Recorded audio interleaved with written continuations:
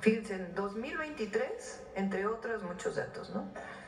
Las importaciones canadienses de vehículos eléctricos de origen chino alcanzaron 1.600 millones de dólares, mostrando un crecimiento exponencial. En el caso de México es mucho menor, mientras que la inversión extranjera directa de 2006 a 2024 de Estados Unidos y Canadá ha sido 33.357 millones de dólares en el sector automotriz en México. La de China es solamente de 590 millones. O sea, temas que no se conocen y que por supuesto que tenemos relación con China, pero nosotros privilegiamos ahí donde hay tratado de libre comercio, pues es parte de lo que se ha desarrollado. Pero miren, otro tema importante. México emitió con el presidente Andrés Manuel López Obrador el 16 de agosto de 2023 un decreto para imponer aranceles de importación hasta 25% para apoyar el mercado interno y fortalecer los tratados de libre comercio del cual formamos parte.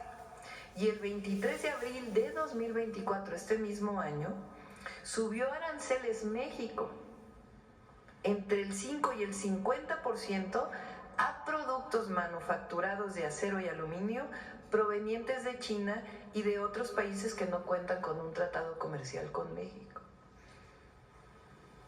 O sea, México ha estado trabajando de manera muy importante para fortalecer la relación comercial del tratado con los países que tenemos tratado. Y nosotros además no solo miramos al norte, también miramos al sur y también al continente europeo, pero particularmente al sur con nuestros países hermanos. Entonces, por eso les digo que hay un plan México. Muy bien, Presidenta, muchas gracias. En el segundo tema, aprovechando a los funcionarios de salud, aquí varios compañeros y ciudadanos demandan, pues sobre todo denuncian, ¿no?, que a veces la atención en los centros de salud del ISSSTE, IMSS, a veces demora, o a veces las citas para especialidades sobre todo tardan mucho, inclusive pues las dolencias se incrementan. Saber si hay como algún plan coordinado entre todas las dependencias de salud para eficientar estos tiempos de espera, y pues si gustarían comentar algo al respecto. Y también abordando, ayer llegaron más médicos cubanos, parece que la meta que se tenía estimada en un inicio ya está por cumplirse. Alguna otra ocasión el secretario Zoé Robledo nos había abordado que había otras estrategias con Cuba respecto a preparación y demás colaboración. Quisiera saber esos dos temas. Sí, ahora les doy la palabra al doctor Krsenovich, a Zoé. Es muy importante el programa que estamos planteando para las y los adultos mayores de atención domiciliaria. Muchas veces los hospitales o los centros de salud se saturan, y también el programa de mayor número de lugares en donde pueda haber pruebas de laboratorio, porque muchas veces hay saturación porque no, o porque van por un medicamento, porque van por una receta. Entonces estamos desarrollando la atención primaria de la salud desde el domicilio con el objetivo también de desaturar centros de salud y hospitales. Pero doctor Krsenovich, y luego soy. Sí, hay varias estrategias que estamos implementando. Yo empezaría por poner algunos ejemplos. La referencia y contrarreferencia entre los distintos subsistemas de salud, de tal manera que la persona que vaya a una cita no tenga que llegar a tramitar su cita al ser referido de otro lugar para su atención, sino que a través precisamente de esta nueva implementación de la agencia digital, la persona pueda ir con su cita ya agendada para poder llegar y ser atendido. Esa es una de las propuestas. Otra de las propuestas es desaturar precisamente a la gente que busca sus exámenes de laboratorio, que se los pueda hacer cerca de su casa y que lo que viaje sean las muestras sanguíneas y no las personas, de tal manera que eso también va a desaturar el sistema de salud. Otras medidas que tienen que ver es con Estamos muy acostumbrados a hablar de la mortalidad y de la morbilidad de las enfermedades, y lo que queremos es tener nuevos indicadores de calidad, precisamente el tiempo de espera de un paciente para acudir a su cita, el tiempo en el cual pueda acceder a sus tratamientos. Estamos por implementar programas de rezago quirúrgico, fundamentalmente en lo que tiene que ver con cataratas o cirugía ambulatoria, que se anunciará próximamente, y que eso hace que entonces se puedan liberar los servicios con mayor facilidad. En el fondo de lo que se trata es de que sea con calidad la atención, no nada más dar la atención, sino que sea con calidad. Y termino nomás mencionando que por eso los programas de prevención y atención primaria son muy importantes. Tenemos que reforzar mucho la prevención para que la gente no desarrolle la enfermedad, y la atención primaria, es decir, que aún estando sano puedan acudir al centro de salud y puedan tener su revisión periódica. Esos son algunos de los ejemplos de lo que queremos avanzar precisamente en calidad y seguridad de la atención.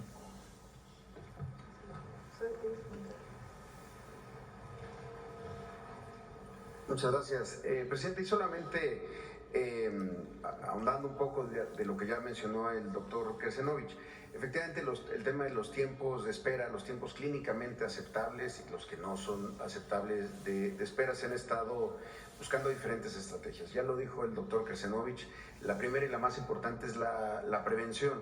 Hay todo un trabajo desde el año pasado con ELSA, con entornos laborales seguros y saludables, muy vinculados a los centros de trabajo, evitar accidentes de trabajo, temas de salud mental en el trabajo. Cualquier situación de salud o de ambientes psicosociales que generan enfermedades. Y otro elemento muy importante que se ha estado trabajando con todo el sector, con el doctor Krecenovich, el asunto de los accidentes en vía pública.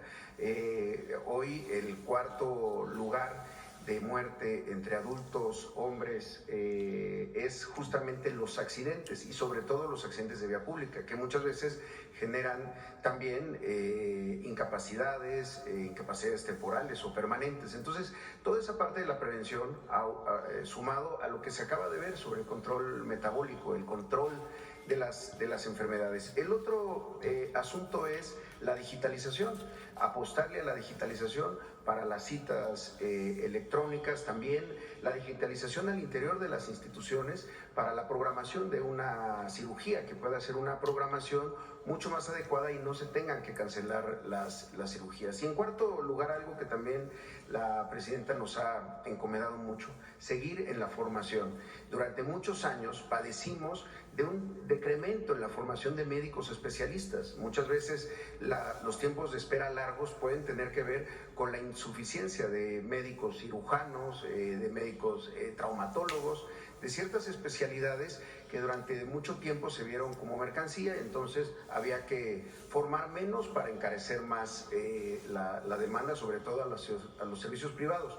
Se han duplicado la formación de médicos especialistas, sobre todo de los que necesitamos las instituciones, y esa tendencia, ese proceso pues va a seguir creciendo. Y por último también el asunto del equipamiento. Hace unas semanas lo presentábamos aquí, el plan del 2024 y también del 2025 sobre sustitución de equipamiento obsoleto. La presidenta lo ha planteado de una manera muy clara: desvirtuar a las instituciones, es decir, dejar de invertir en las instituciones. ¿A quién favorecía finalmente? Al privado. Dejar de tener un tomógrafo para tener que subrogar el tomógrafo privado, lo que acaba de presentar también el doctor Martí Batres sobre el ISSSTE. Entonces, estamos fortaleciendo mucho eso también, de lo que ya tenemos en las instalaciones, sustituir equipo obsoleto para poder dar una atención más oportuna y en el menor tiempo posible. ¿Podría, por ejemplo, establecerse una plataforma como la que nos presentó ahorita para denunciar la falta de atención o a lo mejor los lapsos amplios para alguna cita con alguna especialidad? ¿Podría llegar a establecerse algo así? Sí, de hecho, este es el primer esfuerzo. Todo este elemento de supervisión ciudadana lo tenemos que ampliar a otros elementos, incluso el tema del trato, el asunto de los diferimientos o las cancelaciones, el rechazo de la atención. Quisimos entrar en principio con el tema de abasto, pero sí creemos que esto puede potenciarse a todos los diferentes episodios de la experiencia hospitalaria o en el primer nivel de atención. Por eso incluso en esta parte incluimos la evaluación sobre la limpieza de la unidad, también sobre el trato que se recibe por parte del personal de farmacia y los tiempos de espera. En este caso está específico para el tiempo de espera en la fila de la farmacia. Pero sí, la idea es que incluso se ha estado trabajando con la Agencia de Transformación Digital, crezca a otras áreas de servicio. ¿El porcentaje de abatimiento de falta de personal especializado? Pues se duplicó el número de personas que se forman. Para marzo se espera que se egresen más de 7.500 solo del IMSS, que formamos más o menos la mitad, deberían de ser cerca de 12.000, 13.000 egresados de diferentes especialidades. Pero un elemento muy importante, no solo es lo que se forma, sino lo que se recluta. Al inicio del gobierno del presidente López Obrador, se tenía el 40% entre lo que se formaba y lo que se reclutaba. Es decir, se estaba formando mucho en las instituciones públicas para la contratación de los medios privados. Hoy, por lo menos en el de este año, se contrató más del 90% de las personas, de médicas y médicos especialistas que egresaron de una residencia del IMSS, los contrató el propio IMSS. ¿Por qué fue esa diferencia? Porque formamos más lo que necesitamos. Médicos urgenciólogos, tenemos que esforzarnos en médicos internistas y otras especialidades que muchas veces no es lo que está pidiendo el medio privado. Hay otras formas de estudiar una especialidad en México que no sea institucional, pero nosotros estamos enfocados a que la formación que se hace en un medio institucional, en el IMSS, en el ISSSTE, en el resto de las instituciones, favorezca a el déficit que se tiene en la propia institución. Gracias. Presidenta, ya para terminar, desde hace tiempo tengo esta pregunta pendiente, por eso la saco a colación ahora. Cuando tomó posesión y mencionó sus 100 puntos, habló de que el UCICAM se iba a eliminar. Entonces, quisiera saber si tiene una fecha estimada y pues esta es una de las demandas que la coordinadora, tanto el CENTE, de hecho hasta coinciden en que se necesita eliminar, si hay una fecha tentativa, y también preguntarle si usted ha respaldado la nueva escuela mexicana. Sin embargo, hay docentes que están un poco en desacuerdo porque consideran que la carga administrativa ha aumentado y en los hechos incluso a veces no se entiende la nueva escuela mexicana por cómo se tiene que aplicar y también consideran que ha venido desde arriba hacia abajo. Entonces, quisieran ser más considerados en esta aplicación de la nueva escuela mexicana para que también esa carga administrativa disminuya y realmente se apliquen las didácticas en las aulas. Perdón el tema, pero le digo, ya la tenía pendiente y muchas gracias por la atención. Sí, estamos trabajando con la CENTE, con el CENTE también, en cómo desaparecer UCICAM, porque no solo es desaparecer UCICAM, sino una visión integral que se tiene. Digamos que la permanencia esa ya no estuvo en duda, porque por eso se pudo basificar de la reforma educativa anterior. Pero hay algunos otros temas que son indispensables, conocer perfectamente qué es lo que dicen las y los maestros para poder modificarlo de fondo. Entonces Mario Delgado está en estas mesas de trabajo y yo veo a la CENTE cada determinado tiempo, en diciembre los voy a ver otra vez. Y vamos a llegar a un acuerdo, estoy segura. Sobre la nueva escuela mexicana, Mario también tiene contemplado una serie de ejercicios de formación, de discusión, porque no solo es un tema de capacitación, sino un tema de formación, discusión, participación de las y los maestros en este nuevo proceso educativo. Entonces está contemplado para... Ya nos vamos a ir. Tenemos muchos temas.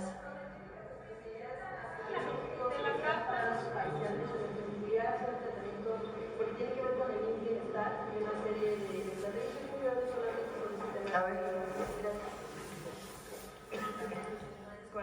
Bueno, por la serie de cambios que se han dado en el tema de la transferencia de médicos, que estaban en los sectores de salud a nivel estatal y que fueron transferidos al IMSS Bienestar. Algunas, sobre todo, hemos sabido de clínicas especialidades en la Ciudad de México, como sabemos. ¿Como la Condesa? No, la 1 no, sería por ejemplo a partir de la 2 hasta la 6. La 1 es la clínica especializada de temas de VIH, pero a partir de las otras donde tienen traumatología, ortopedia, etcétera. Este tema es una serie de cuestiones que consideran ha habido una falta de pago, por ejemplo, lo que tiene que ver con el asunto de que pues apenas el 22 de noviembre se incumplió con el pago por parte de autoridades de salud y bienestar, pero bueno, en un momento voy a hacer el planteamiento bien, con lo que tiene que ver con la asistencia y permanencia de trabajo, por ejemplo, el estímulo de asistencia perfecta, y también con el tema de que, bueno, se les ha pagado solo a una parte, un 20%, y el 80% está pendiente, y también una situación que tiene que ver con el pago de aguinaldo, que se da en dos partes. La primera parte se dio incompleta, la otra parte todavía está por definirse y por poder pagarse, todavía están en tiempo. Parte de estas situaciones lo que está dejando es que, bueno, pues una parte de la población no está pudiendo tener acceso a estas clínicas porque están pagando parcialmente, porque se mantienen en asamblea permanente hasta que haya una resolución.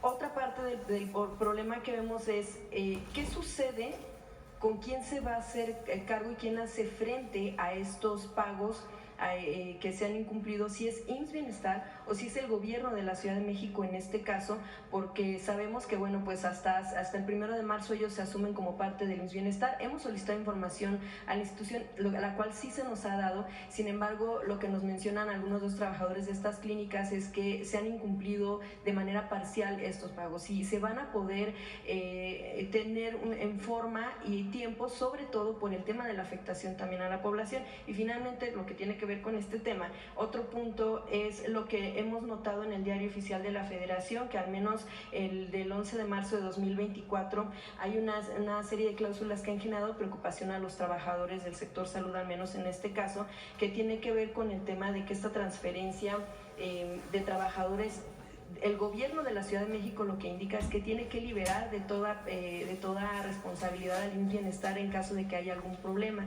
Incluso habla de que pudiera ser liberado de los compromisos adquiridos con el gobierno antes de que se diera esta publicación.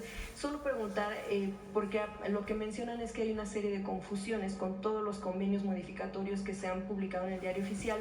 ¿Qué certeza tienen los trabajadores en torno al tema de que se les respeten sus derechos adquiridos como sindicalizados, por ejemplo? Y eso por un lado, para saber también quién va a tener la responsabilidad, si es IMSS Bienestar o el gobierno de la Ciudad de México, y cómo se va a resolver esta situación del tema de los pagos, porque se habla de algunas fechas que se han cumplido o de forma parcial nada más. Gracias.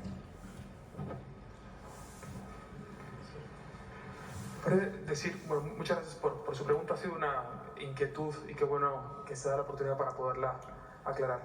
Primero hicimos una mesa de asuntos laborales con todos los trabajadores. Este caso que usted menciona son 75 trabajadores aproximadamente y hay certeza laboral para ellos y se van a hacer todos los pagos antes de que acabe el año. Sí. Y en el tema de los derechos laborales adquiridos, ¿esos se van a respetar? Porque entonces, ¿por qué está esta publicación en el Diario Oficial? Sobre todo porque parece que no les han...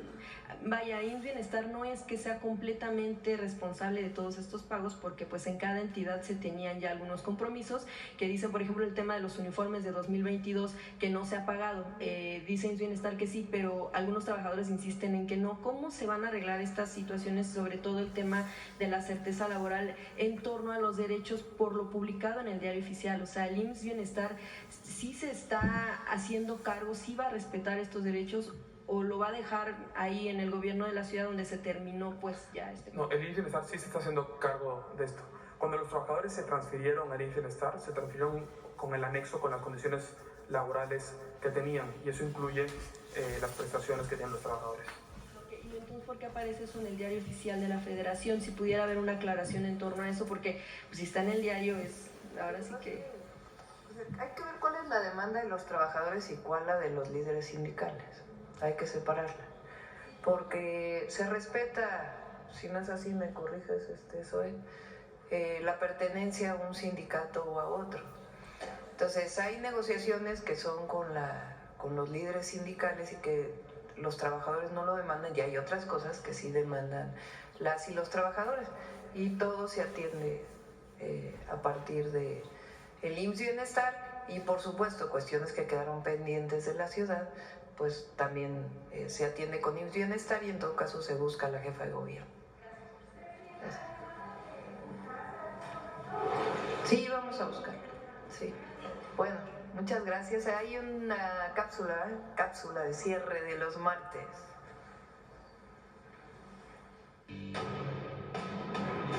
El 28 de noviembre de 1911, en Ayoxutla, Puebla, se proclamó el Plan de Ayala.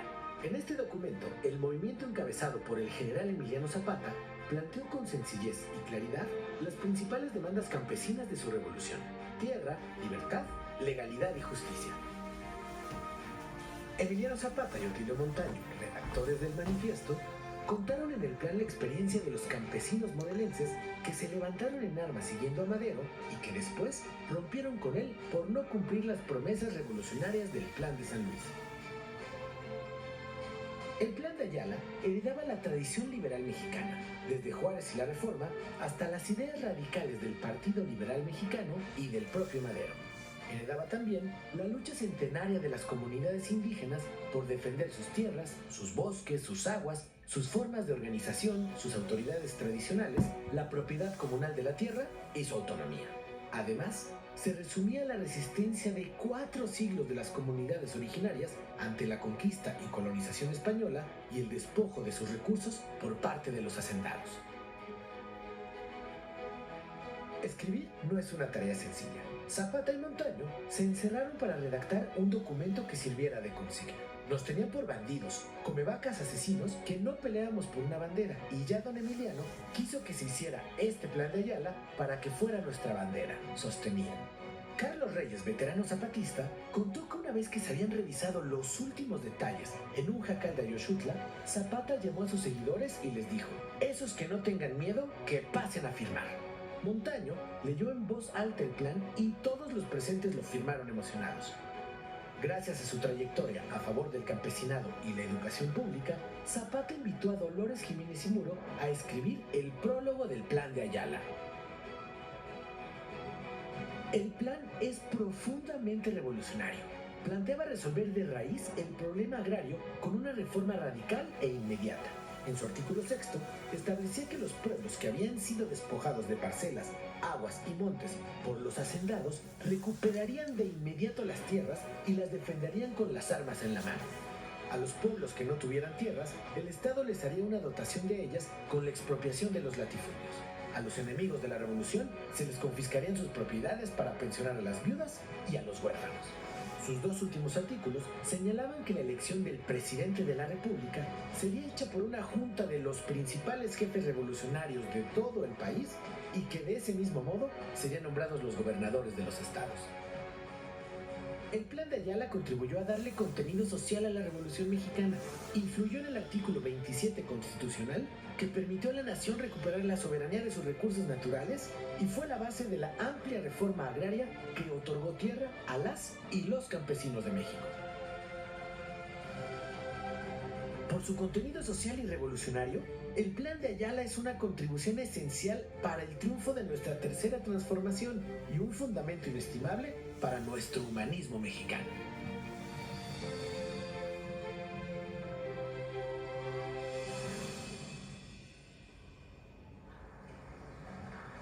Bueno, muchas gracias a todos y a todas. Nos vemos mañana. Gracias.